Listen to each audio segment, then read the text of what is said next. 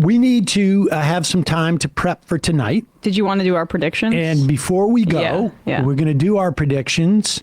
Who wants to go first? Let's let Emma go first because she's so jonesing to do this. I mean, you're like created in a lab to do this. To predict elections. I mean, so I get it. It's a little bit of the gambling thing, or I like to win. I'm competitive, right? So this is where it shows itself. An irresistible internet lure.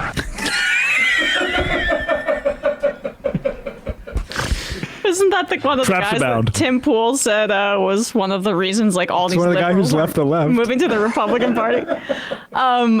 I just, this entire time, I have been very skeptical for months at this point about claims that Trump is ahead or that this race is close. And if Kamala Harris ends up winning big, a lot of the narrative is going to be, wow, that Madison Square Garden rally really did them in. Wow, Donald Trump closed poorly. He's been closing awfully. And there's a lot of truth to that, right? That helped her campaign. But there is also truth to the fact that this is the first election.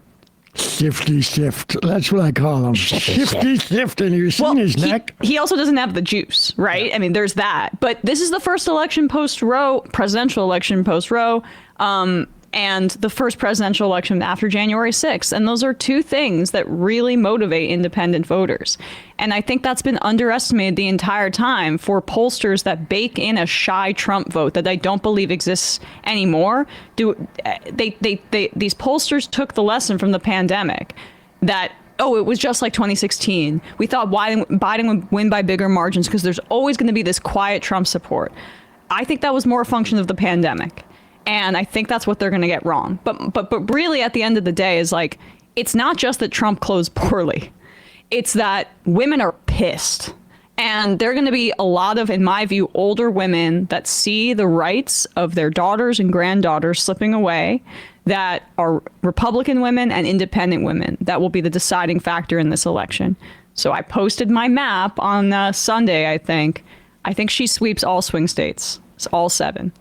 And I also think she wins Iowa. I'm not I truly think that this is going to be much more like Obama 08 than 2016 or Obama. The dynamics are closer to an Obama 2012 race because she's basically a new figurehead at the top of a campaign that was set up to run for an incumbent. So there's that infrastructural point. But I almost I get panicked saying that because I want that to be the outcome, obviously, but it's also just honestly what I think. And I think my gut's been kind of right for this cycle. So I'm just going with it. And I think she sweeps all 7 swing states. Senate?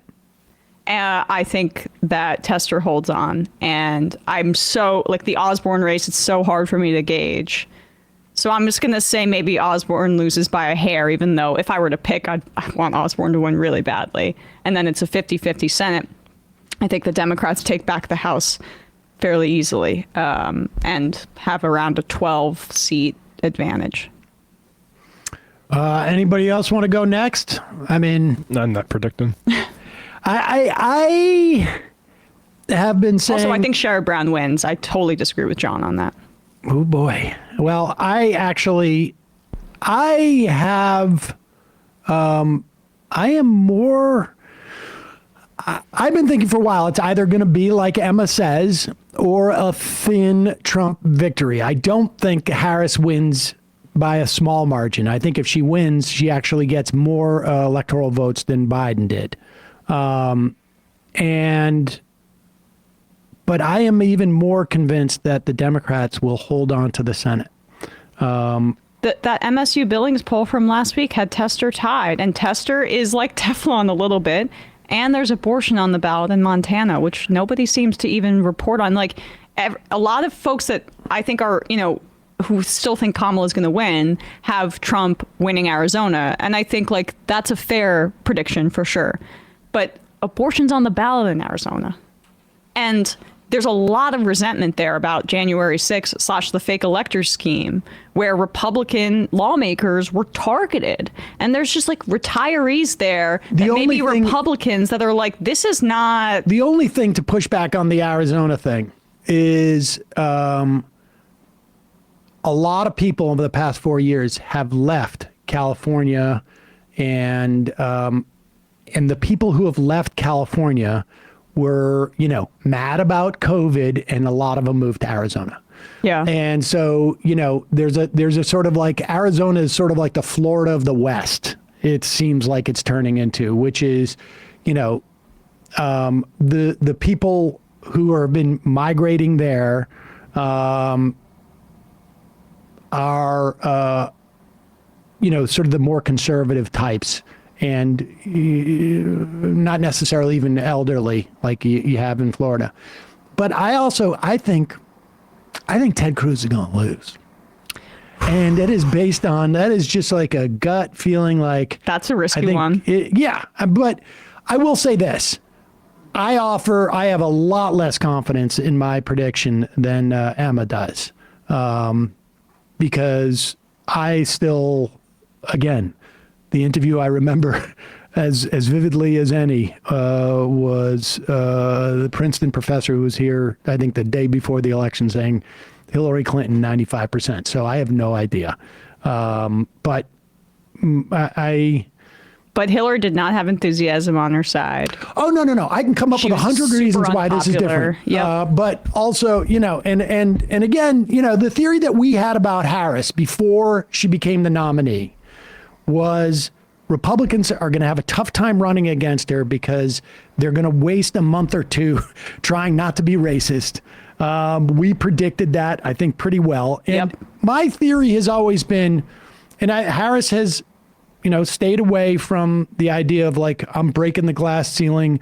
I'm going to be the first woman, never mind first black woman.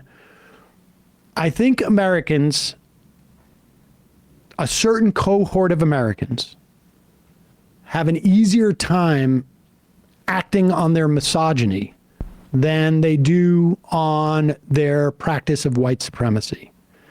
And in some weird way, I think that dynamic it's counterintuitive, but may have blunted some of the misogyny in that people are afraid to feel like they are racist, particularly in an environment where Donald Trump's racism is so overt and grotesque and obvious. And to your point, people voted for Trump in 2016 for a variety of reasons, right?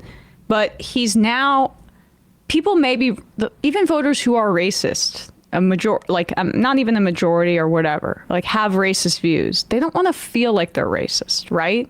And that explains some of the Obama to Trump flips where, the circumstances are different from election to election. But like Donald Trump has made no effort to counter the claims that he's a massive bigot. In fact, they've only amplified in the final weeks of the election. So people don't want to think of themselves as voting for a racist, and you have to give them some semblance of plausible deniability. Well, exactly. And he hasn't done that. I mean, that's the Southern strategy, right? I mean, that's when was it Lee Atwood on his and Lee Atwater on his in his waning days was like, we used to say the N-word, but now we could say busing or taxation. The whole thing is, and Donald Trump made you like embrace it. He did not give you an alibi. Yep. And in some ways, I think like Harris, being black hurt some people's alibis. And so, we'll see. We will see tonight. She's also not been in Washington for 40 million years. Like, I think she comes off as more of a human being than Hillary Clinton did, for example, where she's just like was paralyzed by being in Washington and being the subject. There was a whole cottage industry around her. And I think it changed her to make her a worse politician, and also her politics got worse over that time period. Like, this is more refreshing. Walz, obviously, when he talks about burning political capital, you get in power and then you burn. You're not hoarding your capital, you burn it. that's also what gives me hope about what would happen if they do win. Well- and we'll see. But what's your prediction for the map then, besides the Senate race? Do you think Osborne and Tester win too? Yes. Wow. I think. Well, let me put it this way. I think either Osborne. I mean, the Texas is maybe the bridge too far, as it were. But I think it's very possible that Tester holds on and Osborne wins. But if we'll see. I mean, we'll see. I don't feel too strongly, but I will also say that I think, and we'll talk more about this tonight. But in the event that Harris wins, understand, and this is what I appreciated, frankly, about that John Oliver video. That is just that just gives us an opportunity. It's the beginning. We haven't won anything. It just means that the game essentially continues. 100%. And so understand that. If Trump wins, we have lost, and we will continue to lose. And we have no opportunity to win. It is really just about mitigating losses. If Harris wins the election, it is not, it's in my mind, a victory as much as an opportunity to have smaller victories over time and hopefully,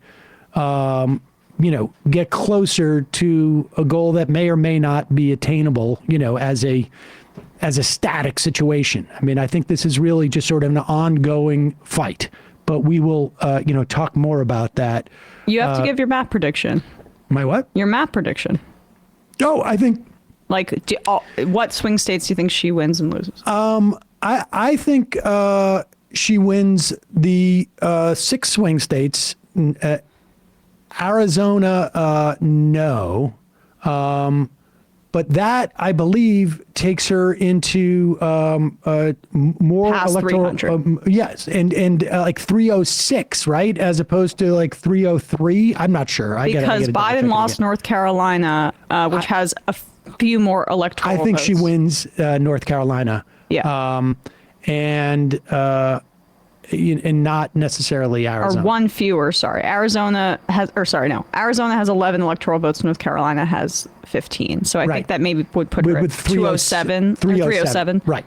So I think, but who knows? What is that, Matt? Are you listening to that? I'm listening back to the first ad we did the day after Trump won. Oh, Jesus. Oh, my God. I don't know if you want to. Yeah, let's listen to it. Okay, pull it up there, brother. This is, I'm not sure even what product this is for. Oh, my gosh. You look so depressed. Yeah. I also look younger, though, don't I? Well, you were younger. It was 8 years ago. 8 years. Oh, my God. I can't believe we're looking at this. Jesus, is that backdrop that Moving old? forward, so Let's take some calls. Should I do? this seems like gallows humor now. But Periscope data can't even. We got an ad. I don't know. Are people really interested in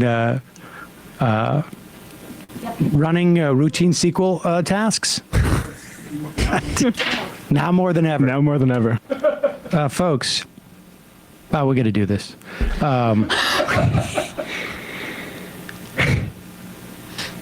Periscope data is the ultimate tool for fast and flexible data visualization. Why run slow queries on an old spreadsheet data when Periscope data allows you to run, visualize, and share analysis over billions of data rows in seconds? Okay. Let's not do a free ad. There's a part where you said it easily reversible there, and we're like, wouldn't it be nice if things were easily reversible? I don't even know what that was like the one ad. I remember that now because it was one of I said to him, I said, I don't know what this is. I can't give him an endorsement. I don't even know what it is.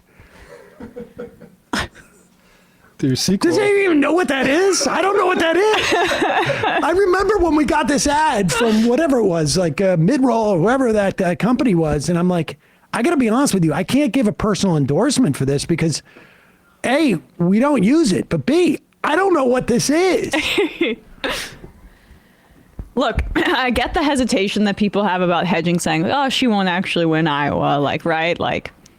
But I'm gonna bet on Ann Seltzer. That's gonna be my, the only really major female pollster who also has correctly polled independent women. All right, folks. We will see you in 6 hours or so. I'm so tempted to over-caffeinate, but my heart's already just like pounding. So. Hey, folks, don't forget to hit the subscribe button and check out our daily show. We do it every day at 12 p.m. Eastern for about 2.5 hours. We even take phone calls. You should check that out.